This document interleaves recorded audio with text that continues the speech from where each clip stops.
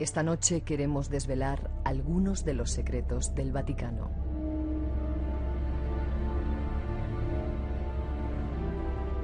Para muchos, su existencia es materia de innumerables novelas y teorías conspirativas.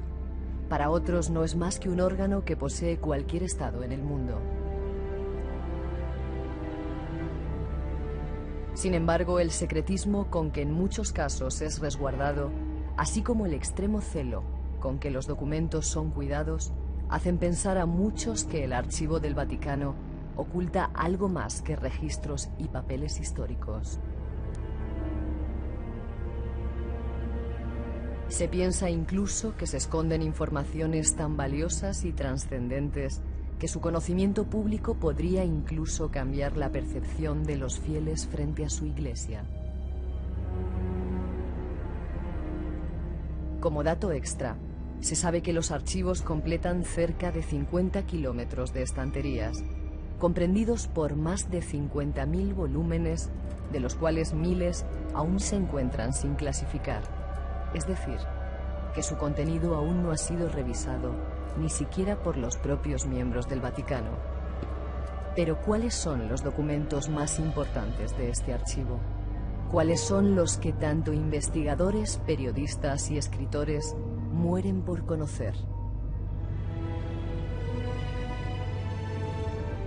Nuestro invitado de esta noche los conoce y viene para darnos datos sobre ellos. Y saludar a nuestro primer invitado, Eric Frattini. ¿Cómo estás? ¿Qué tal? Buenas noches, Miguel. Yo te digo desde el principio, no me hago responsable de lo que vayas a contar de esta lo que noche. vaya a decir, ¿no? No ¿Vale? te haces responsable de lo que vaya a decir. Para nada. O sea, eso que quede claro ante nuestros oyentes, porque... Muy bien. Sin que no nos escuchen, ¿no? Bueno, sí, que nos escuchen, pero que... No, en serio, desde el respeto vamos a intentar tocar una serie de temas que mucha gente nos ha dicho que quería que lo tratáramos y nadie mejor que tú. Decir que eres escritor, investigador, has escrito algunos libros como este que tenemos, La Santa Alianza, Historia del Espionaje Vaticano, has escrito también Secretos Vaticanos, sí, y Los Espías del Papa, sí, entre otros cuantos, ¿no? Sí. ¿Por qué? Primero, ¿cómo te consigues los documentos, esos secretos? Me has estado enseñando y vamos a anunciar que a partir de, seguramente la semana que viene o la siguiente, vamos a lanzar una nueva sección contigo en el que vamos a desvelar muchos de esos documentos secretos, muchos de esos expedientes. ¿Cómo los consigues? Pues te cuento. En el caso de... Fue por una biografía que me manda a escribir Espasa Calpe, la editorial Espasa Calpe. Querían que escribiese una historia oficial sobre la CIA, toda la historia de la CIA desde su fundación. Y total que me fui a Estados Unidos, a Langley, que tienen los archivos históricos ahí en Langley, a la sede del cuartel general de la CIA en Virginia.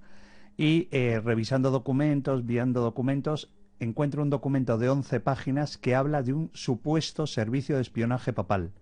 ¿Tú no sabías nada de eso? No sabía que existía un servicio secreto papal. Y resulta que, bueno, nada, cuando me encuentro ese documento, dije, caray, qué maravilla. Llamé a mi editora, Pilar Cortés, mi editora de Espasa Calpe, y le conté la historia que había descubierto. Entonces le dije, ¿qué te parece si en vez de escribir una historia sobre la CIA, escribo una historia sobre el espionaje papal? Y me dijo, hombre, si encontramos documentación para que puedas escribir un buen libro, y bueno, hay que decirle a los oyentes que tiene 570 páginas, creo que tiene el libro. Tocho, increíble, lleno además de datos. Sí. No son cosas que te inventas. No, es un ensayo, es un ensayo. Por ejemplo, este libro tiene una bibliografía impresionante de 214 libros.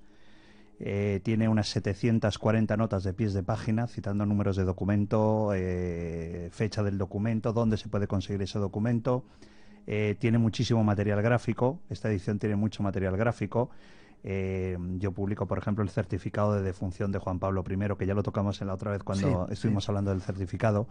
Es decir, y entonces todo eso te va llevando una investigación, te va llevando a otro, al final acabas ampliando la investigación y terminé escribiendo la historia del servicio de espionaje desde que se funda en 1566 hasta Juan Pablo II. ¿Y cómo consigues los documentos? ¿Quién te los da? ¿Tienes contactos por ahí que no se pueden nombrar? En el caso de... ¿te refieres al caso de la Santa Alianza, del espionaje papal? Pues mira, en el caso del espionaje papal han sido 14 archivos donde he revisado documentación. Pues por ejemplo los archivos de la CEANA, la Comisión de Actividades Nazis en Argentina. He encontrado documentos sobre el Vaticano. He encontrado documentos en los archivos del gobierno yugoslavo en Belgrado. he encontrado documentos en el Centro de Estudios Judíos de la Universidad de Berlín. He encontrado documentos sobre el Vaticano y operaciones del Vaticano en los archivos de seguridad nacional de los Estados Unidos, en la Universidad George Washington. He encontrado documentos, por ejemplo, en el Centro de Investigaciones de Crímenes de Guerra nazis en Yafo, en Israel. Y todo eso ha sido como... Yo siempre digo que más que un investigador, lo que he hecho ha sido un gran puzzle, ¿sabes? He unido muchas piezas históricas en los archivos por supuesto, en el Public Record Office de Londres. También he encontrado muchísimos documentos. Todo eso ha ido compaginando y componiendo un gran libro que es lo que es ahora la Santa Alianza. ¿Y por qué la Iglesia, el Vaticano, vamos a decir, tiene que tener espías? ¿Por qué un poder espiritual que...? Bueno, es que yo creo que ese es el error que tienen muchos... Yo creo que ese es el error que tienen muchos católicos. Es decir, yo te diría que... Primero yo quiero decirte que yo no escribo sobre la religión, yo no escribo sobre Dios, yo siempre digo Dios me libre escribir sobre Dios, ¿no? Yo no soy experto en religión, sé los 10 mandamientos porque me los enseñaron en el cole y todavía los recuerdo. Pero yo no hablo de religión, yo hablo de política, mi especialidad es política vaticana, ¿no? ¿Por qué necesita? Porque, claro, estamos hablando de un poder moral muy importante en las naciones. Es decir, ¿a qué otro jefe de Estado? Yo creo que lo hablamos tú y yo en alguna ocasión. ¿A qué otro jefe de Estado se le permite que cuando vino Bush a visitarle, el Papa Juan Pablo II le levantó el dedo y le llamó la atención por haber invadido Irak? O cuando fue nuestro presidente de gobierno, Rodríguez Zapatero, a Roma, a entrevistarse con el Papa le echó la bronca porque habíamos aprobado aquí en España el matrimonio entre homosexuales. Es decir, ¿a qué otro jefe de Estado se le permite? Yo creo que tiene una autoridad, se le da una imagen de autoridad moral y luego que, claro, estamos hablando de un Estado que controla 1.500 millones de almas, que es unos 1.500 millones de católicos que hay repartidos por todo el mundo. Por eso que cuando el Papa Juan Pablo II o el Papa Benedicto XVI dice algo, eso tiene una repercusión en 1.500 millones de personas. Yeah. Además del mundo civilizado, casi siempre. Sí, claro. Entonces, claro, eso implica mucho tema político, muchas influencias políticas, que luego podemos hablar, porque yo lo cito en el libro, muchas cuestiones políticas. Lo vamos a intentar. Pues desde el respeto absoluto a las creencias y a la religión, vamos a intentar aclarar una serie de temas. Dices en tu libro, enseguida vamos a entrar en la primera parte, para ello asesinaron, conspiraron, envenenaron, robaron, difamaron o mintieron en nombre de Dios y por orden suprema del sumo pontífice de Roma. Sí. Esos espías, ¿hicieron todo eso? Así es, claro. Primero, es decir, el Servicio Secreto Vaticano se crea como tal, de forma oficial, o de cierta forma oficial, dándole una cierta forma oficial. Se crea en 1566, lo hace el Papa Pío V, es el famoso Papa que entrega el estandarte a don Juan de Austria, para la batalla de Lepanto. Entonces este Papa, antes de ser Papa, era Miguel Gislieri, que era el cardenal Miguel Gislieri, fue uno de los inquisidores más duros y más crueles que tuvo Roma, fue inquisidor de Roma, el gran inquisidor de Roma, y él había creado en Roma, para el tema de la Inquisición, había creado una red de espionaje, una red de informadores para beneficio de la Inquisición. ¿Qué pasa? Que cuando de repente este señor se ve que es elegido en el cónclave, y es nombrado Papa como pontífice, como Pío V, él decide mantener esa red de espionaje en beneficio de la Iglesia, para intereses de la Iglesia y contra el nuevo enemigo de la Iglesia Católica, que en ese momento era el protestantismo representado por Isabel I de Inglaterra, que era la gran enemiga. Y entonces, ¿por qué se le da el nombre? ¿De qué viene el nombre de la Santa Alianza? Él lo bautiza como la Santa Alianza porque se crea como una unidad, digamos, de choque, una unidad de espías formado por jesuitas para apoyar a María Estuardo, la reina de Escocia, que era católica, y ponerla en el trono derrocando a Isabel de Inglaterra para devolver al catolicismo a Inglaterra. Y por eso se llama la Santa Alianza. Ya. ¿Se llama también la entidad en algún sitio? Sí, la entidad, lo que pasa es que eso fue con Pío XI, con el Papa Pío XI ya en el comienzo del siglo XX. Con Pío XI es cuando se empieza a conocer al servicio secreto papal, se le empieza a conocer como la entidad, porque tú sabes que los servicios secretos nunca se les conoce dentro del mundo del espionaje por su nombre original. Es decir, a la CIA se le llama la compañía, a nuestro Centro Nacional de Inteligencia no se le conoce como CNI, se le conoce como la Casa. al servicio secreto papal, no se le conoce como la Santa Alianza, se le conoce como la entidad en el mundo del espionaje. Qué curioso. Y es cierto que han matado, han asesinado, han mentido, no sé la diferencia entre matar y asesinar, pero bueno, robar, difamar, conspirar, envenenar. Sí, lo han hecho y lo han hecho muy bien y lo han hecho mucho y muy bien. Es decir, y muy bien. Mucho y muy bien. Por ejemplo, yo cuento en el libro, por ejemplo, cómo organizó, cómo el Papa Clemente ordenó el asesinato de Enrique IV de Francia, porque Enrique IV de Francia había comenzado a poner problemas de las famosas regalías, es decir, las donaciones que los franceses hacían a los estados pontificios, al Papa. Entonces el rey Enrique IV de Francia parece ser una crisis económica muy grave y dijo que eso se había que cortar. Entonces que ese dinero se cortaban las regalías a los papas.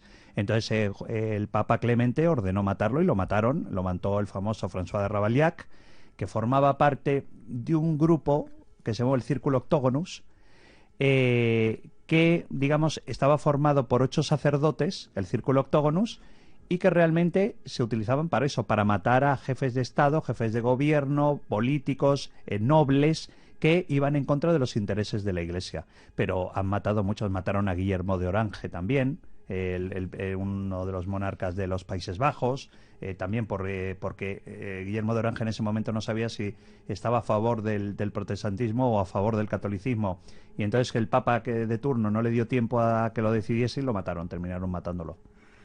Y ya que has viajado tanto, ¿has estado en los archivos secretos del Vaticano?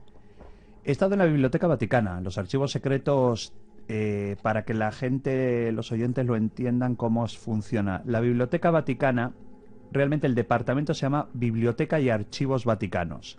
La biblioteca es una zona pública donde tú entras con un sistema bastante complejo y bastante curioso. Por ejemplo, para tú poder acceder a la Biblioteca Vaticana, te piden cosas muy curiosas. Por ejemplo, una carta de tu párroco diciéndote que eres un buen católico y un buen cristiano. Entonces esa carta de recomendación es lo que te facilita también, aparte de muchas otras cosas. Necesitas una carta institucional diciendo que eres investigador reconocido, etcétera, etcétera. ¿Tú le llevabas esa carta del párroco diciendo que eras buen feligrés? No, llevé la carta de una gran amiga nuestra, compañera de profesión que lleva muchos años en Italia, que fue la que me facilitó el poder entrar a la biblioteca. Y luego está el Archivo Secreto Vaticano. El Archivum Secretum Apostolicum Vaticanum. Es un departamento que hay dentro de los archivos donde van todos los secretos papales. Todos los documentos que decide el Papa, que son bajo secreto pontificio, es decir, lo que en el mundo del espionaje le llaman top secret. Todos los documentos que están bajo secreto pontificio quedan registrados y quedan archivados en el Archivo Secreto Vaticano. Por ejemplo, te cuento una anécdota. A la última persona que se le permitió acceder, no miembro de la curia, que se le permitió entrar en el Archivo Secreto Vaticano, fue, por ejemplo, a John Cornwell. Este es un historiador inglés que se le permite el acceso a todos los documentos entre 1919 y 1948, bajo el pontificado, todo el pontificado de Pío XII, y cuando Pío XII era Pacelli y era secretario de Estado. Se le permite la entrada porque la idea es que haga una biografía buena para Pío XII, con la intención de llevar a cabo adelante la causa para hacerle santo, ¿no? Bueno, pues John Cornwell empieza a estudiar los documentos políticos de la etapa de Pío XII y escribe un libro muy famoso, que yo lo recomiendo desde aquí que se lo lean, que se llamó El Papa de Hitler. Entonces, claro, aquel tema no gustó nada a la curia porque no era un libro que se pretendía escribir, y aquello provocó pues que desde ese momento no se permite a ningún investigador más entrar en el Archivo Secreto Vaticano. ¿Y solo tienen documentos o también tienen otro tipo de cosas? No, tienen de todo, Tienen, por ejemplo, los Index Prohibidum de libros prohibidos, por ejemplo, donde están, por ejemplo, dicen que están las primeras ediciones, por ejemplo, de que la gente, claro, ahora en nuestra mentalidad del siglo XXI nos reímos, pero, por ejemplo, están todas las primeras ediciones de los libros de Dumas. ¿Por qué? Porque eran libros prohibidos por el Vaticano, los libros de Dumas. Hay libros, por ejemplo, dicen que está la primera edición de novelas de Julio Verne, Viaje a la Luna. ¿Por qué? Porque estaban prohibidos por la Iglesia Católica y entraban en el índex de libros prohibidos del Vaticano. A partir de ahí, pues, están, por ejemplo, todos los documentos que yo creo que nunca se desclasificarán, nunca se harán públicos. Por ejemplo, todos los documentos de la investigación llevada a cabo por los servicios secretos vaticanos sobre el atentado, por ejemplo, a Juan Pablo II en mayo del 81 en la Plaza San Pedro. Están ahí esos documentos. Están todos los documentos de las cantidades que tuvo que liberar por orden del Papa Juan Pablo II el Banco Vaticano para salvar de la quiebra bancaria a muchos bancos en las que ellos habían intervenido. Por ejemplo, los famosos papeles del Banco Ambrosiano están en el Archivo Secreto Vaticano y nunca, nadie, jamás podrá acceder a ellos. Ya. Y aparatos, el Arca de la Alianza, el cronovisor y toda esa serie de cosas más misteriosas. Yo creo que no, yo creo que lo único que hay son documentos. Pero bueno, yo creo que de todas formas dentro de esos documentos hay muchas leyendas también que se cuentan en esos archivos que nunca podremos ver. Nuestro invitado tiene algunos de esos documentos y esta noche, insisto, desde el respeto vamos a darlos a conocer. 2:27, 1:27 en las Islas Canarias, nuestro teléfono abierto 900-137-137, por si queréis participar. Este es el espacio en blanco aquí en Radio Nacional y vamos con otra introducción para entrar mucho más al fondo del asunto que queremos tocar esta noche. Y no me hago responsable de lo que cuenta nuestro invitado. El 28 de septiembre de 1978, y tras 33 días ocupando el cargo máximo de la Santa Sede, el sumo pontífice Juan Pablo I fue hallado muerto en su habitación del Vaticano.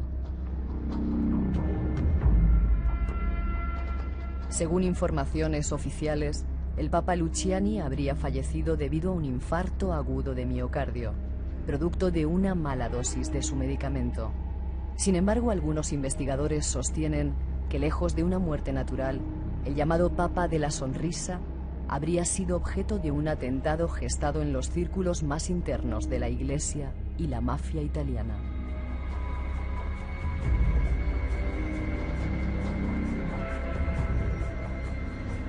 Cabe destacar que el cuerpo del Papa pasó por una necropsia forense que concluyó que la muerte se había producido por la ingesta de una dosis fortísima de un vasodilatador recetado por teléfono por el doctor de cabecera.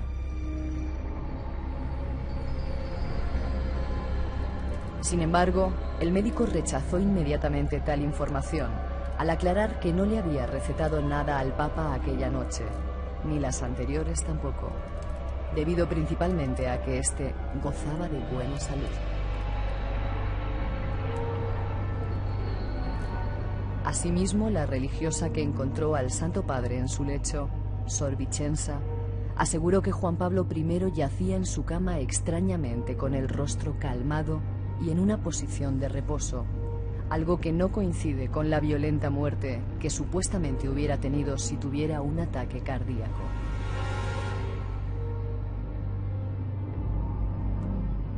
Los que apoyan esta teoría conspirativa sostienen que nada más acceder al papado, Juan Pablo I expresó su férrea voluntad de realizar una reorganización general del Instituto para Obras de Religión, o Banco Vaticano, y de luchar directamente en contra de la mafia y la masonería.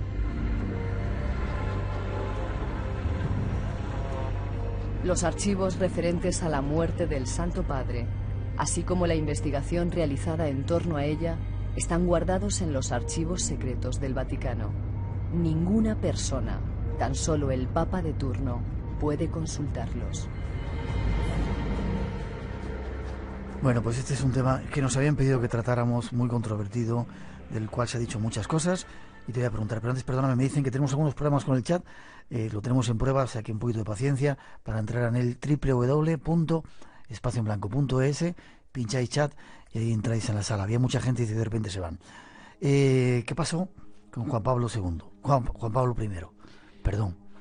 Bueno, yo en el libro mío, yo lo que doy, digamos, no entro a opinar. Es decir, yo te doy todas las versiones que hay sobre la muerte de Juan Pablo I, tanto las oficiales como las conspirativas, que se pueden llamar conspirativas. La que más se defiende, en este caso, es la conversación. Hay una conversación que se tiene antes de entrar en el cónclave, donde él sale elegido, donde Luciani sale elegido como Juan Pablo I, donde Juan Pablo I está reunido con un grupo de cardenales, un pequeño grupo de cardenales, y alguien dice que quien salga elegido de este cónclave tendrá serios problemas con las finanzas vaticanas. Parece ser que Jean Villot, que era en aquel momento el todopoderoso secretario de Estado Vaticano de Pablo VI, dice, les manda el orden, les hace callar, y efectivamente Juan Pablo, el Papa Luciani, Albino Luciani, que era patriarca de Venecia, sale elegido Papa, Juan Pablo I, y a los 33 días fallece. ¿Qué pasa? Es curioso porque la gente le ha dado mucha importancia a la muerte del Papa, ¿no? Los investigadores le han dado mucha investigación. Pero claro, ¿qué pasa con los cardenales que estaban con él, que estaban comentando ese caso? Bueno, pues te digo, por ejemplo, que entre el año 79 y el año 82, todos los que formaban los 5 cardenales que estaban en ese corro fallecen misteriosamente. ¿Sí? Y te digo, por ejemplo, Jean Villot fallece a los 73 años. Sergio Pignedoli a los 70 años, en muy poco espacio de tiempo.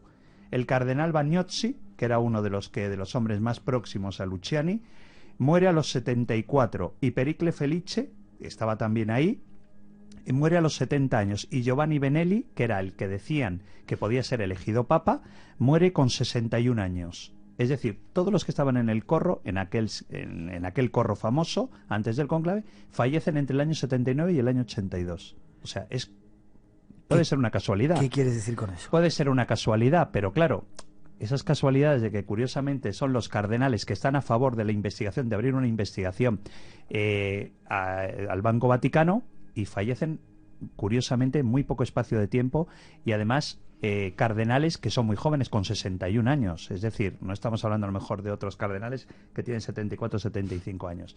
¿Qué pasa? Que luego, a partir de cuando fallece Juan Pablo I, sale elegido Karol Wojtyła, y sale elegido como Juan Pablo II. Y Juan Pablo II, la primera medida que toma es ratificar en el cargo de presidente Lior a Paul Marcinkus, el famoso monseñor americano, que es en ese momento el presidente del Banco Vaticano, y es quien se dice que va a llevar a la quiebra al Banco Vaticano, que es efectivamente quien lo lleva a la quiebra. Misterios.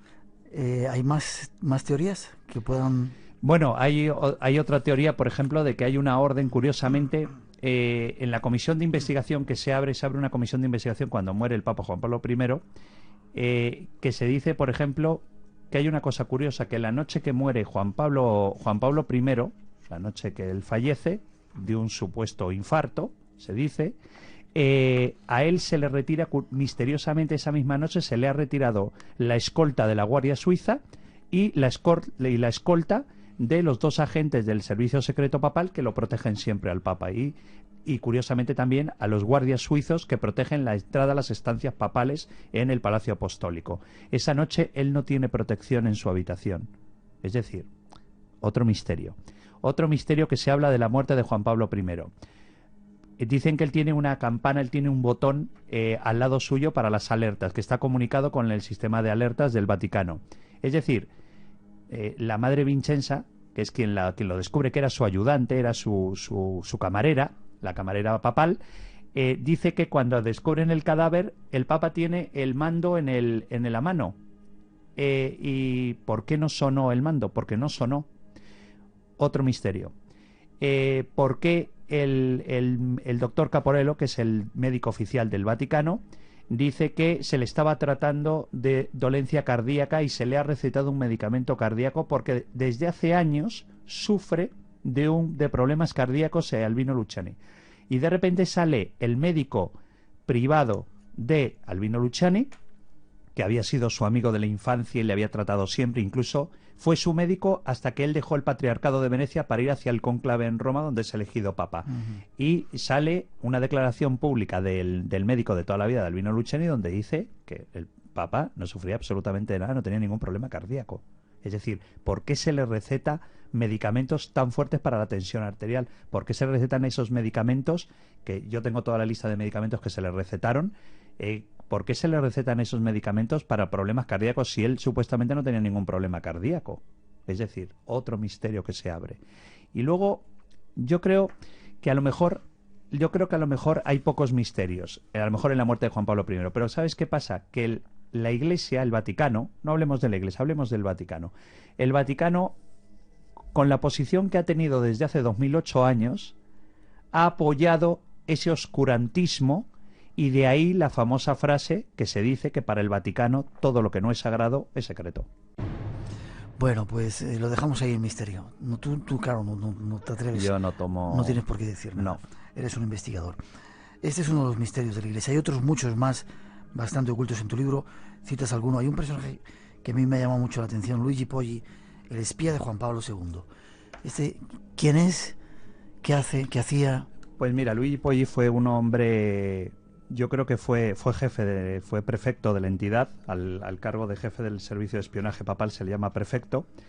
Luigi Poggi era monseñor cuando es reclamado por Juan Pablo II para ser nombrado como prefecto de los servicios de inteligencia papales.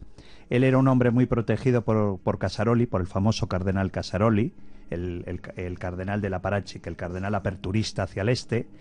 Y bueno, este hombre, una de las cosas valiosas que hizo este hombre fue que consiguió abrir los servicios secretos papales a la cooperación con otros servicios de inteligencia en el mundo. Por ejemplo, él fue uno de los arquitectos con William Casey, el famoso director de la CIA durante la era Reagan, para realizar operaciones encubiertas conjuntas entre los servicios secretos vaticanos y los servicios de la CIA y la propia CIA en Polonia, por ejemplo. Luigi Poggi fue el responsable de todas las operaciones de cooperación que tuvo el Servicio Secreto Vaticano con el Mossad israelí. También. ¿Han colaborado con el Mossad? Han colaborado muy estrechamente. Incluso hubo una operación que se llevó a cabo, que yo la descubrí en Israel, en los archivos en Israel, muy curiosa. Hay una visita oficial que hace Golda Meir a Pablo VI, se llamó la Operación Diamante. Es una operación... Golda Meir tenía previsto visitar al Papa Pablo VI para intentar que el Vaticano reconociese al Estado de Israel, porque el Estado de Israel, el Vaticano lo ha reconocido hace muy poco tiempo, ¿no? Hace una década o hace una década y media ha reconocido la existencia del Estado de Israel como tal. Entonces, Golda Meir va a Roma, a visitar a Roma, ¿y quién se entera de que va a llegar a Roma? Carlos el Chacal. ¿Sí? El famoso terrorista, se entera de que Golda Meir va a aterrizar y entonces organizan un atentado en Fiumicino cuando el avión de Golda Meir vaya a aterrizar. Y quien evita ese atentado son los operativos del Mossad en Italia y conjuntamente, en una operación conjunta con los servicios secretos vaticanos que impiden que la maten a Golda Meir. Por eso siempre Golda Meir estuvo muy agradecida a Pablo VI e incluso en su biografía cita algo, no cita como tal la Operación Diamante, pero cita como que hubo algo que el Vaticano hizo a favor de ella para salvarle la vida. Y fue la Operación Diamante. Qué curioso. Otro personaje, Umberto Benigni, nos vamos un poquito más en la historia, sí. El fundador del Sagrado Terror. Sí. ¿Quién es este personaje? Humberto Benigni es un personaje muy curioso porque incluso se le venera mucho en ciertos sectores conservadores de la Iglesia Católica. Humberto Benigni era para mí, yo he escrito su biografía en un libro de recopilación de espías del Papa, se llama Los espías del Papa, editado por Passacalpe. Humberto Benigni era un hombre que crea una organización que se llamó el Sodalitium Pianum, el SP, crea un grupo que empieza a actuar como una especie de contraespionaje dentro del propio Vaticano, un servicio de espionaje dentro del propio Vaticano, que es para perseguir a todos aquellos religiosos o altos miembros de la curia con ideas, con tendencias liberales, para ser denunciados. ¿Quién era su jefe? El cardenal Merry del Val, el cardenal español que era secretario de Estado del Papa. Entonces, Humberto Benigni crea un grupo, pero claro, llega a tener tal poder de información de todos los altos miembros de la curia que se acaba convirtiendo en un grave problema, en un serio problema para el propio Vaticano, porque claro, controlaba la vida y milagros de todos los altos miembros de la curia.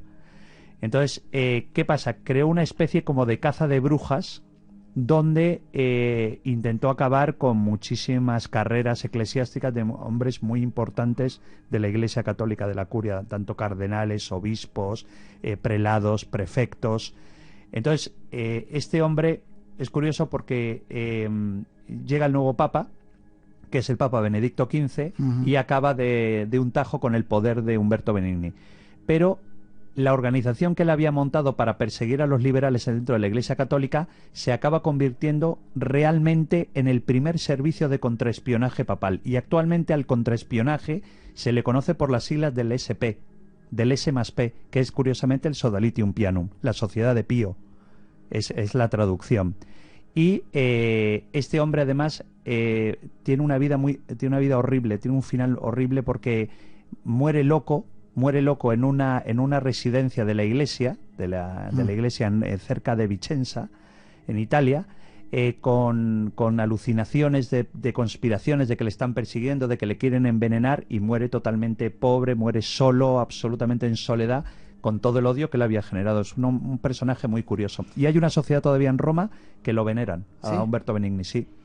Vamos con otro, antes de pasar algunas cuantas preguntas de oyentes. Bartolomeo Paca, el cardenal negro. ¿Quién era este? Bartolomeo Paca fue, yo creo que uno de los mejores jefes de la entidad de la Santa Alianza. Bartolomeo Paca fue jefe de los servicios secretos papales durante el pontificado, durante los duros años de Napoleón. Yo creo que fue uno de los mejores. Fue el que acompañó incluso al Papa Pío VII al exilio cuando es apresado por Napoleón. Y yo creo que Bartolomeo Paca es curioso, porque yo creo que Bartolomeo Paca fue realmente el primer hombre, el primer jefe, el primer prefecto de los servicios secretos papales que creyó en la necesidad de crear y establecer redes de espías estables en países que pudieran ser en el futuro enemigos contra la Iglesia, contra el Vaticano. Y yo creo que es una de las cosas que se le admiran a Bartolomeo Paca. Fue un hombre muy, muy poderoso, era un hombre cultísimo, era un hombre muy culto, y conseguí leer una biografía que se había escrito de él en 1878. Se escribió una biografía sobre él. Maravillosa, magnífica la biografía. Te iba a decir que era el último, pero uno más. Robert, el secretario secreto de Pío XII. Robert Leiber. Sí, Leiber. Robert Leiber, el jesuita.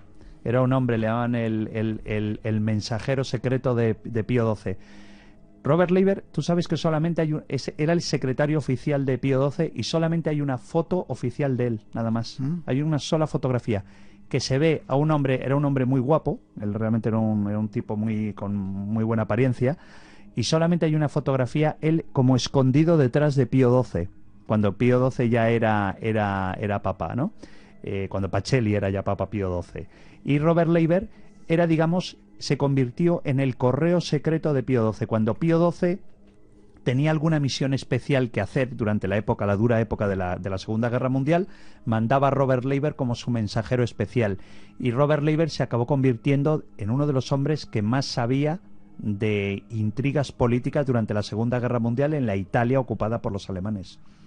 Antes de pasar a la segunda parte, dices en tu libro que hay 7 puntos que son aceptados por el nuevo Papa nada más ser nombrados. ¿Cuáles son esos 7 puntos y qué poderes tienen los papas? Bueno, los papas tienen tú sabes que el papa es el único, dejando aparte los dictadores, ¿no? Pero el papa es el único que tiene el poder absoluto, el pontífice maximus, porque es el pontífice máximo, es decir, no hay ningún tribunal en el mundo que pueda juzgar a un papa. No hay ninguna ley que pueda realmente enjuiciarlo o encausarlo. Tú sabes, por ejemplo, que los papas... Aunque se haya demostrado que ha habido asesinatos y... No, es decir, es que, claro, tú piensas una cosa, es que por las leyes, todavía en el siglo XXI, el papa no es elegido por los cardenales. ¿Quién lo elige? Lo elige el Espíritu Santo, que es quien decide y quien ratifica el nombramiento de un papa cuando sale la famosa frase Habemus Papam para el Urbi et Orbi. Antes lo ha ratificado el Espíritu Santo y todavía sigue estando en la Constitución papal, en la Constitución apostólica, de que es el Espíritu Santo. Es decir, son los cardenales quienes votan, pero por inspiración del Espíritu Santo. Es decir, no estamos diciendo ninguna broma, es que es así, porque así lo marca la legislación de cónclave, cuando eligen a un papa. Es decir, el pontífice máximo tiene el poder absoluto. Es decir, tú sabes, por ejemplo, que los prefectos, que podrían ser como una especie como los ministros, para que la gente lo entienda, como nuestros ministros del gabinete de Zapatero, el presidente Zapatero, que le aconsejan a tomar las decisiones, que aportan las propuestas para la aprobación de leyes.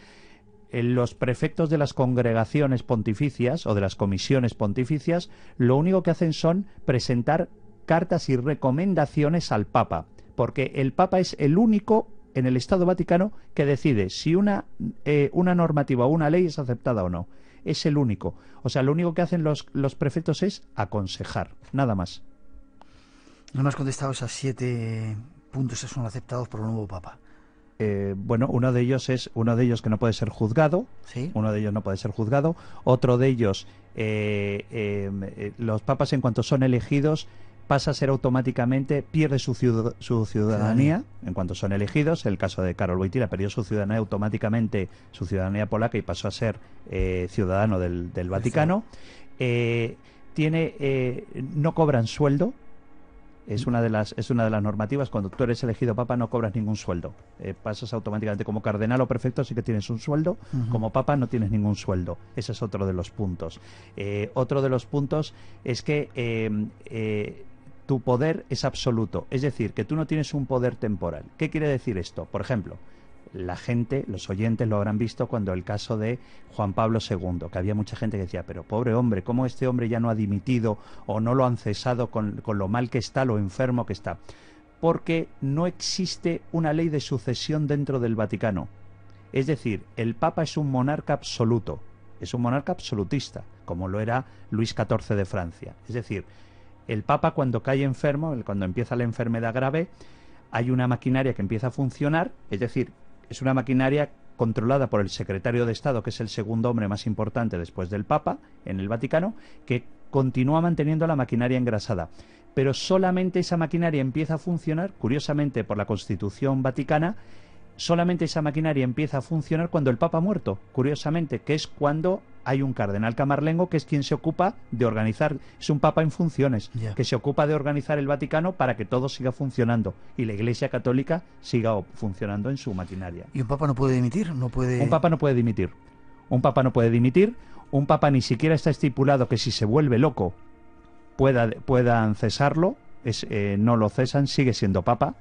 Pero te estoy hablando del siglo XXI, no te estoy hablando del siglo XVI ni siglo XVII. Actualmente, si el Papa, imagínate que el Papa Benedicto XVI se vuelve loco, pues el Papa continuaría siendo Papa y la Iglesia tendría que seguir funcionando mediante el sistema del secretario de Estado, que seguiría manteniendo, digamos, en activo la maquinaria vaticana. El Vaticano es un Estado independiente que ocupa físicamente un territorio propio, cercano a la ciudad italiana de Roma. Como Estado soberano que es, se organiza en un entramado de instituciones y organizaciones. Utiliza dispositivos de sistemas de seguridad, sistemas de vigilancia y contravigilancia, cuerpos armados como la Guardia Suiza, agentes de seguridad y servicios de escolta. El Vaticano, organizado con una estructura jerarquizada, en cierto sentido, tiene extendidos a sus funcionarios ordinarios y oficiales distribuidos por todas las naciones de la Tierra.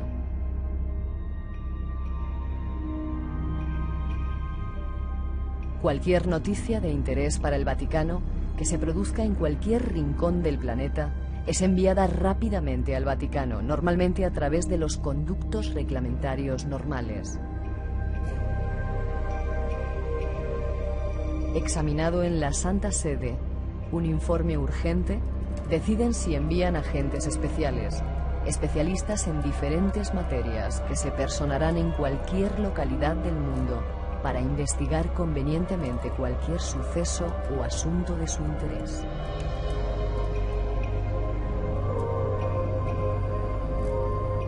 Nosotros solamente podemos ver una parte, la parte oficial que se muestra del Vaticano. Pero tras la trastienda de esta gigantesca organización se mueven miles de hilos que desconocemos por completo.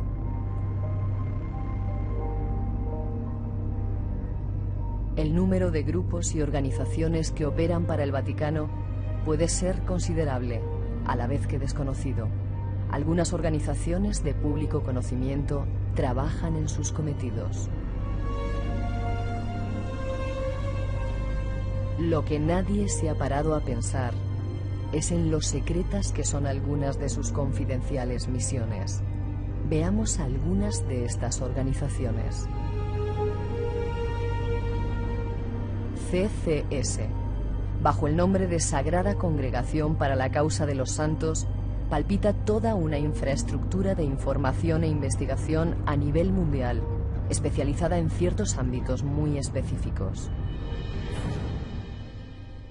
Conocido popularmente como el tribunal o la instancia oficial que aprueba las beatificaciones de monjas y sacerdotes, recopila y valora las pruebas milagrosas, aunque en realidad va más allá que esa mera tarea administrativa religiosa. Este servicio de investigación del Vaticano se interesa por cualquier fenómeno extraño, anómalo, milagroso o paranormal, que se pueda producir en cualquier pueblo o rincón del planeta. Apariciones de la Virgen, estatuas sangrantes o que lloran, casos de bilocaciones habitualmente entre algunas monjas o sacerdotes, sucesos milagrosos, fenómenos inexplicables, aparición de luces y seres de procedencia desconocida.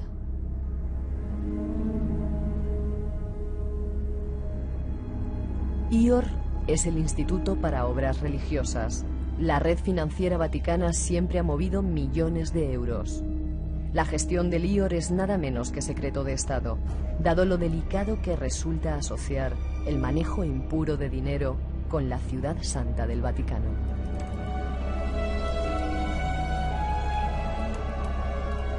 CDF. En cuanto a la Sagrada Congregación para la Doctrina de la Fe, es el nombre actual de la Santa Inquisición. El Santo Oficio sigue velando por la integridad de la tradición católica.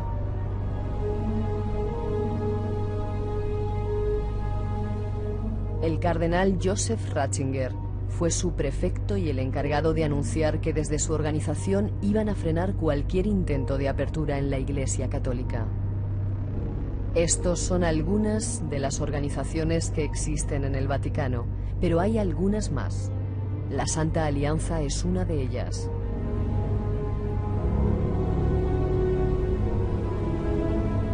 Nuestro invitado tiene datos de ella. Escuchemos. Bueno, pues un montón de cosas que me gustaría aclarar. Yo no sé si por dónde empezar. Preguntas a los oyentes antes de que nos metamos en tema, ¿te parece? De Cantabria, Juan nos dice, ¿quién es el responsable actualmente del Archivo del Vaticano? El Archivo del Vaticano es un sacerdote, un sacerdote español que le llaman scriptors todavía. Se le sigue denominando como scriptors. Scriptors eran los antiguos frailes que estaban en los monasterios escribiendo y pintando libros ilustrados. Pues esa palabra todavía se sigue utilizando para el responsable del Archivo Vaticano. Y es un español. Y es un español. Pregunta también qué razones tiene el Vaticano para no desclasificar los archivos secretos, como ocurre en otras naciones que al cabo de un tiempo se desclasifican. Aquí no se desclasifica nada. No tienen ley de desclasificación como tiene un Estado democrático y principalmente, bueno, pues porque tienen mucho que esconder el Estado Vaticano todavía. Si sabes algo de la cámara que fotografiaba el pasado y que dicen que está guardada en el Vaticano. Eso, pura leyenda. No lo sé. Si yo no la veo, no me lo creo.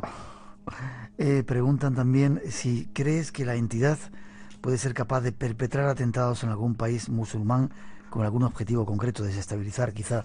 ¿Hay indicios de que haya podido hacer esto? No lo creo. Además, ahora sus principales objetivos están muy claros. Los principales objetivos de la entidad actualmente son China, que es uno de los graves problemas que tiene el Vaticano, ¿sí? Políticos.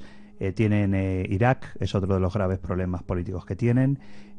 Brasil es otro de los graves problemas políticos que tiene el Vaticano. Brasil porque es donde el país que más católicos están perdiendo anualmente, según la última anuario pontificio, porque están perdiendo muchos, principalmente por grupos evangélicos, por ejemplo, que están tomando el papel que tenía antes la Iglesia Católica en muchas zonas de Brasil, y en Brasil es ahora mismo el país donde más católicos se están perdiendo. Entonces, por eso es un grave problema y donde la entidad tiene mucha relevancia. China también. China ahora también es el principal problema. ¿Y los espías son como los espías que salen, o sea, de cualquier otro...? Bueno, es genial porque descubrí, por ejemplo, la creación del Rusicum. El Rusicum era la unidad de la entidad encargada de las penetraciones y operaciones encubiertas en Rusia. Y entonces, bueno, descubrí, por ejemplo, una operación que era increíble de James Bond, absoluto, que tiraban a sacerdotes especialmente entrenados en paracaídas tras las líneas de vanguardia alemanas durante la Operación Barbarroja, para ir dando misas. Entonces llevaban los crucifijos escondidos en bolígrafos, escondidos para dar misas en aquellas zonas que supuestamente liberaban los alemanes de los comunistas, del Ejército Rojo. Era curiosísima esa operación. Y son espías, insisto, como los otros de otros países, y de repente van... Igual. Hay gente del Vaticano en Irak ahora mismo. Sí, hay agentes en Irak, hay agentes en Rusia. Tuvieron un papel muy destacado durante la Guerra Fría, los espías del Vaticano en operaciones encubiertas. Tuvieron un papel muy relevante durante la Segunda Guerra Mundial, tuvieron un papel muy importante durante todo lo que fue toda la intervención de la CIA y del servicio secreto papal en Polonia para el derrocamiento del comunismo en Polonia, contra el general Jaruzelski.